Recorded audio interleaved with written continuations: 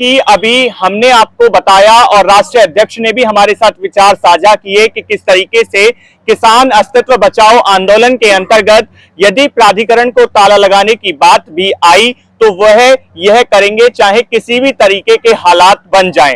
ना लखनऊ दूर है ना दिल्ली दूर है, ये बात भी कही गई है। हालांकि ये बात इस ओर इशारा करती है कि जो आंदोलन है उसका विस्तार किस तरीके से इन सीमाओं को छोड़कर आगे भी जा सकता है। जी हां, हमारे साथ कुछ और किसान भाई भी मौजूद हैं जिनसे हम जानेंगे कि किस तरीके से जो किसान अस्तित्व बचाओ आंदोलन है वो किस तरीके से आगे बढ़ रहा है और उनके क्या प्रयास हैं। जी सर। जी, पहले तो मैं आपका धन्यवाद करूंगा जी, आप किसानों की पीड़ा सुनने के लिए हमारे बीच आए। जी सर, क्या लगता है कि किस तरीके से जो प्राधिकरण के जवाब हैं आप लोग उनसे कितने संतुष्ट हैं? देखिए, संतुष्ट की बात ऐसी है, यहाँ 1976 से किसान लड़ते हुए आए हैं जी। प्राधिकरण पे हमारा कोई विश्वास उस तरह से नहीं है, परंतु फिर भी एक व्यवस्था होती है, कहीं ना कहीं किसी बात को किसी चीज पे टिकना पड़ता है, विश्वास कहीं ना कहीं करना पड़ता है। प्राधिकरण में हमारी कई दौर की मीटिंग हुई है, नखलऊ में भी हमारे चेयरमैन साहब के साथ मीटिंग हुई है और उन्होंने 10% और आबादी को हमारी को सही ठहराया है जी। नए सीओ साहब आए हैं, उनसे हमारी मीटिंग हुई है, उन्होंने हमसे कुछ दिन का समय मांगा है, उनका समय पूरा हो जाएगा फिर हम उनसे अपना क्वेश्चन करेंगे कि जी क्या हुआ हमारे करारों के बारे में। नहीं होता है तो संगठन के सारे लोग बैठेंगे, आगे की रणनीति करेंगे। अब हम आगे नखलऊ कूच करें, दिल्ली कूच करें, अथॉरिटी पे ताला डालें, जैसा सब संगठन के लोगों का बैठ के विचार होगा, परंतु अब की बार किसान मजबूत इरादे के साथ हैं और अपना समाधान कराने के बाद ही यहाँ से उठेंगे।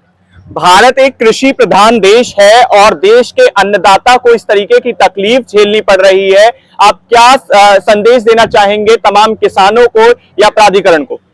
जी देखिए जी, हमारे जो देश के प्रधानमंत्री जी हैं वो पिछले 10 साल से इसी एक नारा दे रहे हैं कि हमारी जो जितने भी किसान हैं हम उनकी आय दुगनी करेंगे, लेकिन किसान रोड पे पड़ा हुआ है, फसल उसके टाइम से बू नहीं पा रही है, ना कट पा रही है, तो दुगनी आय कहाँ से होगी? तो पहली सिंगल आय भी ना रही, ऊपर से ये जो लूट मार के अड्डे बना दिए हैं, हर एक प्रदेश हर एक जिले में 1 अड्डा 2 अड्डा 3 अड्डा, यहाँ तो 4 अड्डे बनने की तैयारी में, 3 तो बन चुके हैं, चौथे की और बनाने की तैयारी हो रही है। तो जो लूट मार किसानों के साथ हो रही है, इससे आय दुगनी होगी या आय किसान की घटेगी, ये समझ में नहीं आ रहा। रही अब हम जो यहाँ बैठे हुए पिछले साल भी 4 महीने बैठे रहे और ये झूठे वादे लूट मार में व्यस्त है पूरा नोएडा प्राधिकरण और इसके अधिकारी सीओ से लेकर और नीचे चतुर्थ श्रेणी के कर्मचारी तक सब लूट मार में व्यस्त है। किसान के नाम पे हो, चाहे यहाँ इंडस्ट्री के नाम पे हो, चाहे यहाँ बिल्डर के नाम पे हो, सब अपनी जेब बना रहे हैं। कोई किसान का ना किसान की तरफ ध्यान दे रहा है, ना ही कोई यहाँ विकास की तरफ ध्यान है। कितनी विकास की परियोजना है जिनमें लूट मार दबा के चलती है। सर, आप क्या कहना चाहेंगे इस विषय पे? देखिए, आप बात कर रहे हैं प्रधानमंत्री मोदी जी की। हम नोएडा में दिल्ली के दिल में बैठे हुए हैं, हिंदुस्तान के दिल में बैठे हुए हैं। हम पहले भी 4 महीने बैठ के जा चुके हैं, हम दोबारा 2 महीने से बैठे हुए हैं।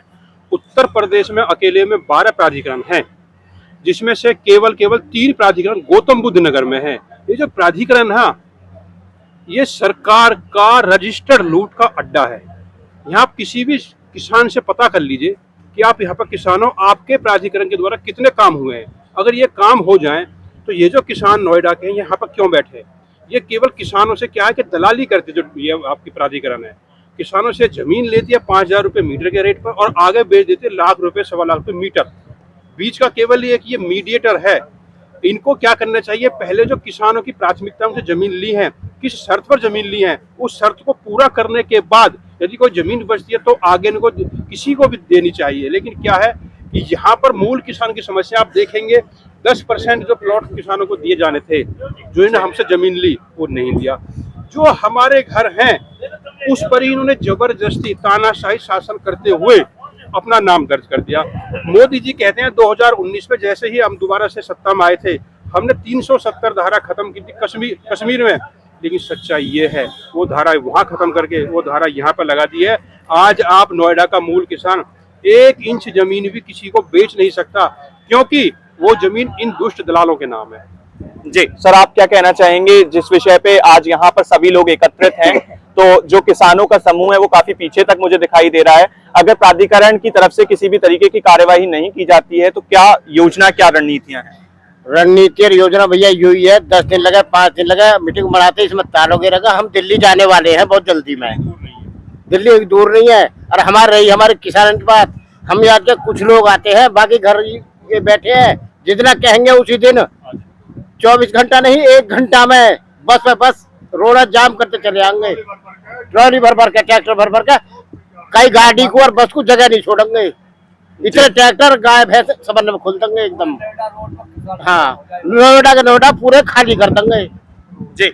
हालांकि जिस तरीके से भ्रष्टाचार के आरोप नोएडा प्राधिकरण पर भारतीय किसान परिषद के द्वारा लगाए जा रहे हैं और कहा जा रहा है यदि प्राधिकरण इनकी बातों को नहीं सुनता है, प्राधिकरण की तरफ से सकारात्मक जवाब इनके हित में नहीं आते हैं, तो तमाम तरीके की कार्यवाही किसान भी करना जानते हैं। दिल्ली और लखनऊ दूर नहीं है।